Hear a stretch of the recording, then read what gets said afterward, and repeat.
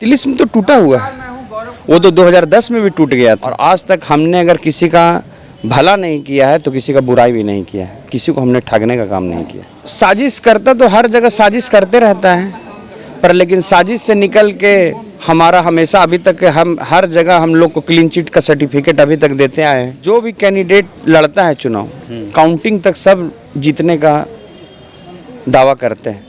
जनता जिसके तरफ रहती है उसकी जीत होती है, और जनता का आशीर्वाद और जनता से परमिशन लेके हम लोग क्षेत्र में उतरे। चलिए, बेलागंज में हम हैं अभी और हमारे साथ जदयू प्रत्याशी मनोरमा देवी के बड़े बेटे रॉकी यादव जी हैं। सबसे पहले तो स्वागत है आपका। हम आपको हार्दिक अभिनंदन करते हैं। बड़ी समाचार को जी बताइए। बड़ी और कड़ी लड़ाई है रॉकी जी। बड़ी और कड़ी लड़ाई तो हम नहीं मानते हैं।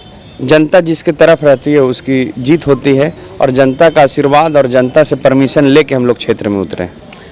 काफ़ी उम्मीदवार थे, जदयू में भी लिस्ट था, लंबा लिस्ट था, उसमें से आप मनोरमा देवी जी को चुना गया। आप बड़ा कड़ा मुकाबला वहाँ से अभी तक जो है, क्या मान रहे हैं आप? देखिए, आपको मैं बता देता हूँ कि ये जो क्षेत्र रहा है ये हमारा पुराना कर्मभूमि क्षेत्र है। पहले भी हमारे पिताजी हम मुफसिल से चुनाव लड़ चुके हैं, जो कि नगर प्रखंड था, और हमारे पिताजी बहुत कम मतों के अंतर से हारे थे।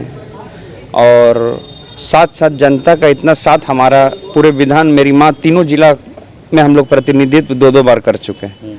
तो सब लोग का हम लोग पर विश्वास है, और आज तक हमने अगर किसी का भला नहीं किया है तो किसी का बुराई भी नहीं किया है, किसी को हमने ठगने का काम नहीं किया।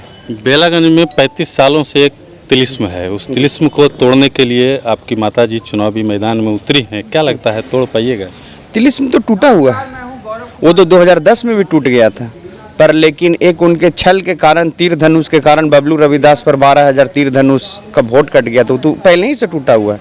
वो तो समझिए कि मौका और समय थोड़ा सा उनका साथ दे रहा, भाग के साथ दे रहा था। 2010 ही का आप रिजल्ट निकाले, उसी समय टूट गया था।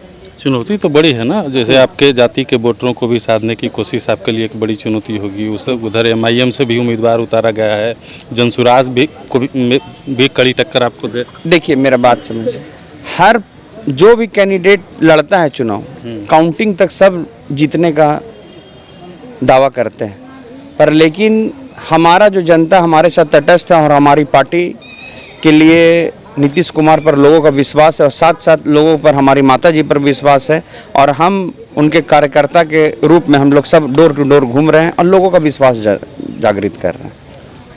एक कड़ा सवाल है, चुनाव से पहले आपको और आपके परिवार को एक बार फिर से बदनाम करने की कोशिश की गई थी, जिसका खुलासा भी आपने किया। क्या कहिएगा उस पर?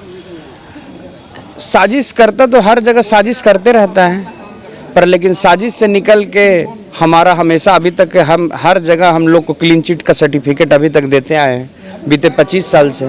तो सत्य परेशान हो सकता है पर पराजित नहीं होता है। बेला की जनता आपसे क्या उम्मीद कर सकती है, आपकी माताजी से क्या उम्मीद कर सकती है? बेला की जनता सबसे पहले हमारे से यही उम्मीद है कि न्याय के साथ विकास चाहिए। बीते 34 साल में सब लोग परेशान हुए हैं। अभी तक ऐसा गांव में है कि जहां तक रोड नहीं पहुंचा है, नली गली, ऐसा घर आपको देखने के लिए मिलेगा कि जिसका नली का पानी घर के आंगन में रह रहा है। तो सोच लीजिए कि कैसा किए हैं।